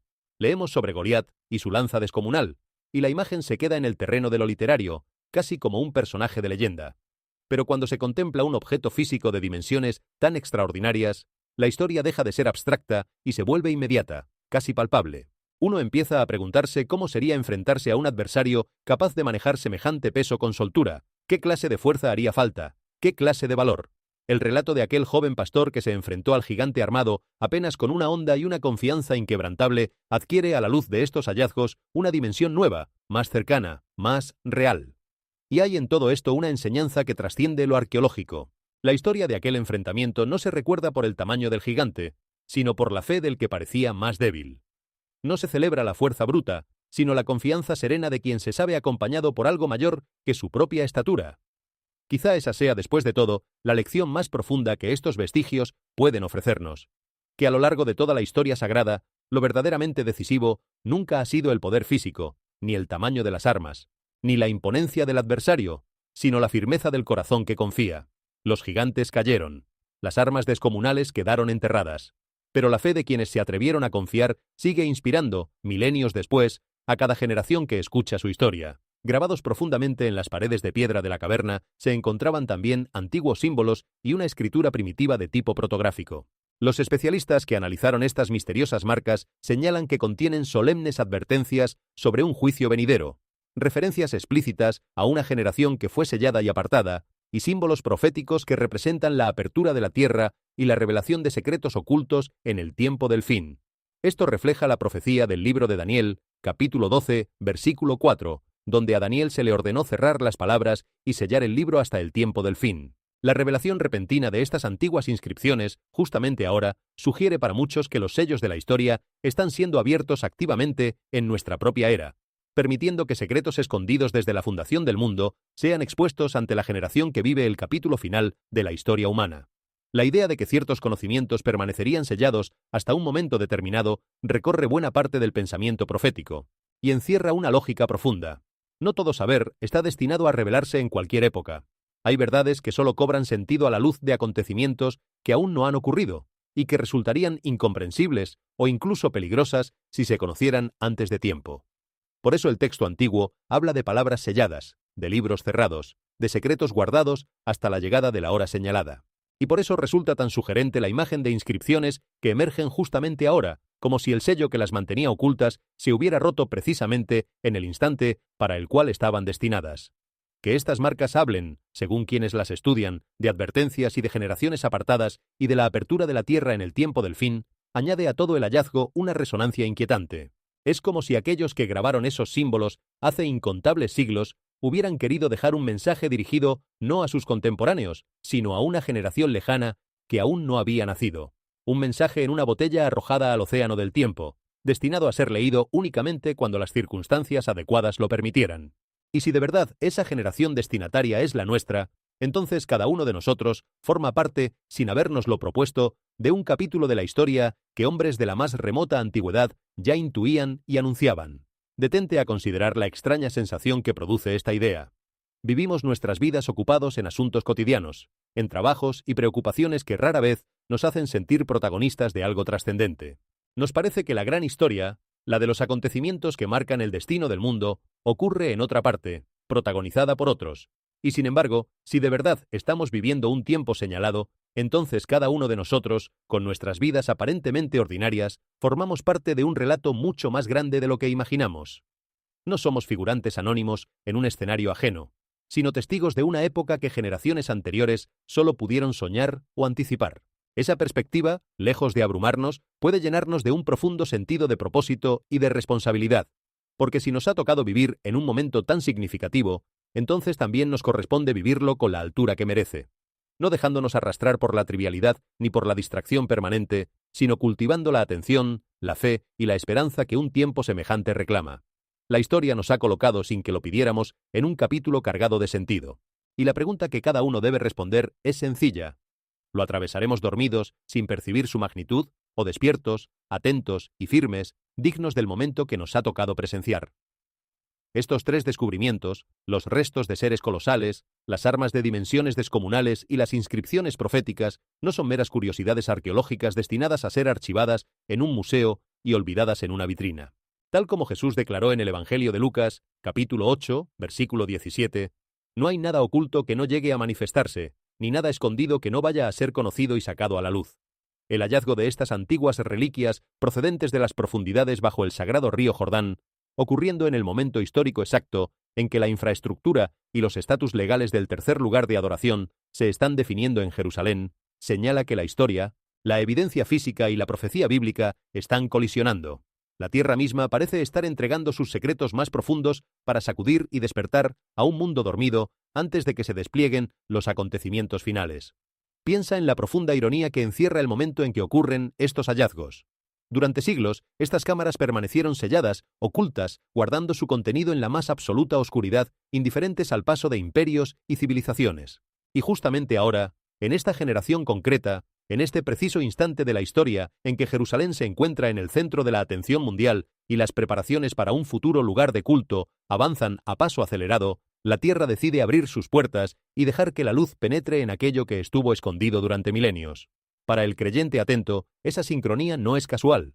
Es como si la creación misma estuviera participando en un gran despertar, sacando a la superficie sus secretos más antiguos, precisamente cuando la humanidad más necesita ser sacudida de su letargo. Las palabras de Jesús sobre que nada permanecerá oculto y que todo lo escondido saldrá a la luz cobran, en este contexto, una resonancia particular. No hablan únicamente de secretos personales o de verdades morales, aunque también los abarcan. Hablan de un principio universal según el cual, en la plenitud del tiempo, aquello que estuvo velado se revela. Y si de verdad vivimos en una época en la que los velos se están descorriendo, uno tras otro, entonces cada hallazgo, cada revelación, cada secreto que la tierra devuelve, se convierte en una invitación a levantar la mirada, a prestar atención, a reconocer que quizá estamos viviendo un capítulo de la historia mucho más significativo de lo que la rutina cotidiana nos permite percibir. Espera un segundo antes de que sigamos adelante. Toca ese botón de me gusta, déjanos un comentario aquí abajo con tu opinión. Y no olvides compartir este video con tus amigos y con tu familia, porque estos son mensajes que muchas personas necesitan escuchar. Muy bien, ahora sí, continuemos con nuestro recorrido. Después de haber examinado el temblor bajo nuestros pies, las preparaciones físicas en Jerusalén, las alineaciones geopolíticas y los antiguos secretos desenterrados desde las profundidades, las Escrituras nos invitan ahora a levantar la mirada hacia lo alto. La dimensión final de las profecías del tiempo del fin se mueve más allá de la tierra y se adentra en los cielos mismos. Desde el comienzo de la creación, los textos sagrados establecen que los cuerpos celestes fueron ordenados no solamente para marcar los días y los años, sino también para servir como señales divinas destinadas a los tiempos señalados. Cuando el Creador alinea el cosmos en patrones fuera de lo común, para muchos creyentes se trata de un llamado deliberado a la humanidad, una invitación a mirar hacia arriba y a prestar suma atención al reloj espiritual que sigue avanzando. Desde los tiempos más antiguos, la humanidad ha mirado al cielo en busca de orientación y de significado. Los navegantes se guiaban por las estrellas para cruzar mares desconocidos. Los agricultores observaban las estaciones marcadas en el firmamento para saber cuándo sembrar y cuándo cosechar. Los pueblos de la antigüedad organizaban sus calendarios y sus festividades en torno a los movimientos del sol y de la luna. El cielo era para nuestros antepasados algo más que un decorado hermoso. Era un libro abierto, una fuente de conocimiento, una guía para la vida. Y aunque la vida moderna, con sus luces artificiales que apagan el brillo de las estrellas, nos haya distanciado en buena medida de esa relación íntima con el firmamento, algo en nuestro interior sigue reconociendo que allí arriba se despliega una grandeza que nos habla. Las Escrituras recogen esa antigua sabiduría y la elevan a un nivel más profundo. No presentan a los astros como simples relojes o calendarios, sino como testigos y mensajeros, capaces de señalar los tiempos señalados por una voluntad superior. Por eso, cuando el cielo se comporta de manera inusual, cuando el orden acostumbrado se altera con eclipses notables o con luces donde nunca las hubo, quienes conservan esa sensibilidad antigua vuelven a levantar la mirada, no con la superstición de quien teme, sino con la atención de quien reconoce que el firmamento, una vez más, parece querer decirnos algo. Entre los acontecimientos celestes más impactantes de la memoria reciente se encuentra la trayectoria extraordinaria de eclipses solares totales que cruzaron directamente sobre varias ciudades que llevan el nombre de Nínive a lo largo de Norteamérica. En la historia bíblica, Nínive se erige como el símbolo por excelencia de la advertencia divina y del llamado al arrepentimiento de toda una nación, a través del profeta Jonás. Ciertos relatos históricos antiguos sugieren que la llegada de Jonás a Nínive pudo haber estado acompañada, o incluso precedida, por un dramático eclipse solar que humilló al pueblo asirio y lo preparó para escuchar un mensaje sobre un juicio inminente. Cuando la oscuridad cubrió a Nínive en tiempos remotos, aquello se entendió como una señal cósmica de que la ventana para el arrepentimiento se estaba cerrando con rapidez. La trayectoria astronómica tan precisa sobre estos asentamientos modernos que llevan el nombre de Nínive es considerada por muchos estudiosos bíblicos no como una casualidad natural producto del azar, sino como una advertencia visual soberana, transmitida a lo largo y ancho de la bóveda celeste para que ninguna nación pueda alegar que no fue avisada.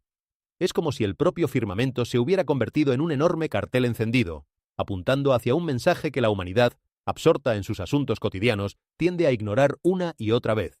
La historia de Nínive merece que nos detengamos en ella, porque encierra una de las enseñanzas más luminosas de todo el texto antiguo. Nínive era una gran ciudad, poderosa, próspera, pero también hundida en la corrupción y en la violencia. El profeta Jonás fue enviado a advertirle que el juicio se avecinaba, que su forma de vivir la conducía hacia la ruina. Y lo notable de aquella historia no es la advertencia en sí, sino lo que ocurrió después. Contra todo pronóstico, la ciudad escuchó.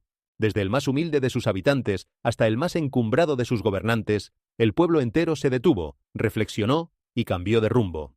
Aquella ciudad que parecía condenada se salvó porque supo reconocer la señal, porque no endureció su corazón, porque tomó en serio la advertencia mientras aún había tiempo. Esa es quizá la razón por la cual muchos encuentran tan significativo que fenómenos celestes tan notables crucen sobre lugares que llevan hoy ese mismo nombre. No porque el nombre encierre una magia en sí mismo, sino porque evoca de manera inmediata aquella antigua lección, que las señales no se envían para condenar, sino para despertar, que la advertencia, cuando se escucha, se convierte en oportunidad. Nínive no fue destruida porque Nínive escuchó. Y el mensaje implícito para quienes leen estos signos es una pregunta dirigida a nuestra propia generación. ¿Sabremos escuchar nosotros como escuchó aquella ciudad antigua? ¿O dejaremos pasar las señales enfrascados en nuestras rutinas, convencidos de que nada cambiará? Los eclipses, a lo largo de toda la historia humana, han provocado en las personas una reacción muy particular. Cuando el día se convierte súbitamente en penumbra, cuando el sol que parecía inmutable se oscurece a plena luz de la jornada, hasta el corazón más distraído siente un escalofrío de reverencia. Es como si el orden habitual del mundo se detuviera por un instante para recordarnos que no controlamos tanto como creemos, que existen fuerzas y ritmos que nos superan por completo. Los pueblos antiguos entendían estos fenómenos como mensajes del cielo, como llamados a mirar hacia arriba.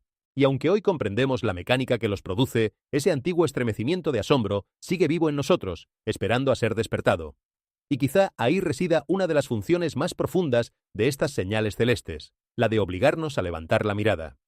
Vivimos en gran medida con los ojos clavados en lo inmediato, en las pantallas, en las preocupaciones cotidianas, en el suelo que pisamos. Rara vez alzamos la vista hacia el cielo. Rara vez nos detenemos a contemplar la inmensidad que se despliega sobre nuestras cabezas cada noche.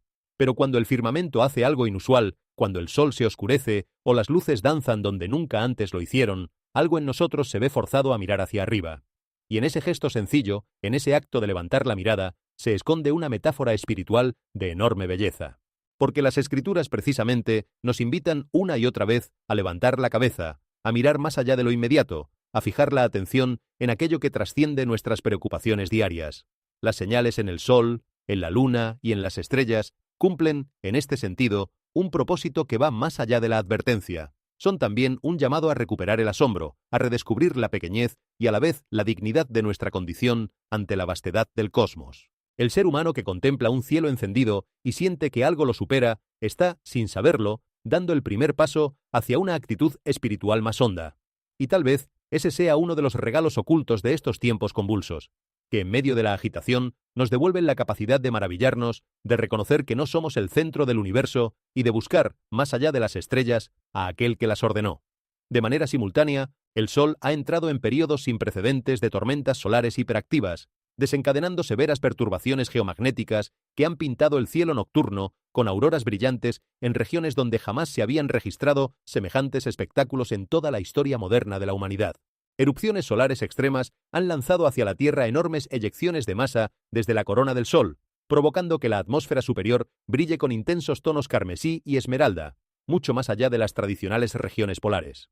Desde ambientes tropicales hasta latitudes situadas muy al sur del Círculo Ártico, los cielos de todo el mundo se han encendido con colores insólitos, dejando perplejos a los científicos por la intensidad del fenómeno y llenos de asombro a los observadores del cielo, mientras la magnetosfera de la Tierra reacciona ante estos bombardeos cósmicos.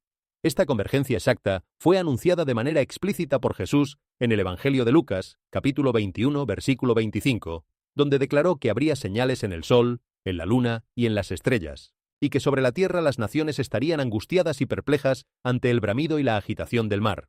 El Señor dejó bien claro que, antes de su regreso, la creación misma atravesaría dolores de parto, manifestados a través de perturbaciones extraordinarias en el ámbito celeste, perturbaciones que reflejan la creciente angustia y el desconcierto que se sienten entre las naciones de la tierra. El cielo y la tierra, según esta lectura, hablan el mismo idioma y cuentan la misma historia. Hay algo profundamente conmovedor en la idea de que las auroras, esos velos danzantes de luz que durante siglos solo pudieron contemplar los habitantes de las regiones más frías y remotas del planeta, aparezcan ahora en cielos donde jamás se habían visto. Personas que vivieron toda su vida en latitudes templadas, que nunca imaginaron presenciar semejante espectáculo, han levantado de pronto la mirada para descubrir el firmamento encendido en tonos de rojo profundo y de verde esmeralda. Muchos lo describen como una experiencia que los dejó sin palabras, como si el cielo mismo se hubiera vestido de fiesta o de advertencia, según los ojos de quien lo contemplara. Y para quienes conocen las Escrituras, esas luces inusuales evocan de inmediato las palabras antiguas sobre prodigios en los cielos, sobre señales que precederían a los grandes acontecimientos del tiempo del fin. Los científicos explican estos fenómenos a través de la intensa actividad del Sol, de las tormentas que emanan de su superficie y de las partículas cargadas que impactan contra el escudo magnético de la Tierra. Y esa explicación es correcta dentro de su ámbito. Pero para el creyente, comprender el mecanismo de un fenómeno no lo despoja de su significado. Que sepamos cómo se produce una aurora no anula la pregunta de por qué ocurre con semejante intensidad justamente ahora, ni la impresión de que el firmamento parece estar más inquieto que nunca. La fe y la ciencia no tienen por qué contradecirse en este punto. La una describe el cómo, la otra se pregunta por el sentido, y ambas, contempladas juntas, invitan a levantar la mirada con humildad hacia un cosmos que sigue guardando misterios que nos superan. Cuando damos un paso atrás y contemplamos el cuadro completo, el peso acumulado de toda esta evidencia se vuelve difícil de negar. Debajo de la tierra, antiguas reliquias y restos de seres de estatura colosal están siendo desellados desde las profundidades bajo las aguas menguantes del río Jordán. Sobre la tierra, la infraestructura física, la fabricación del altar, la preparación de los animales de tono rojizo y los cambios en el estatus legal para el tercer lugar de adoración se han venido definiendo en Jerusalén.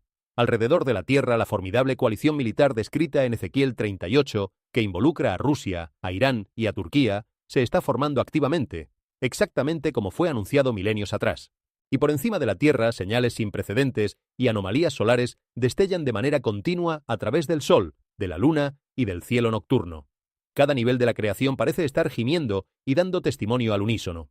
Las Escrituras describen que toda la creación gime, como quien atraviesa dolores de parto, anhelando una restauración que aún no ha llegado plenamente. Esa imagen resulta especialmente elocuente cuando contemplamos lo que ocurre en nuestros días. No es solo la humanidad la que parece inquieta, es la tierra que tiembla, el mar que se agita, el cielo que se enciende, los ríos que retroceden, las criaturas que se comportan de manera extraña.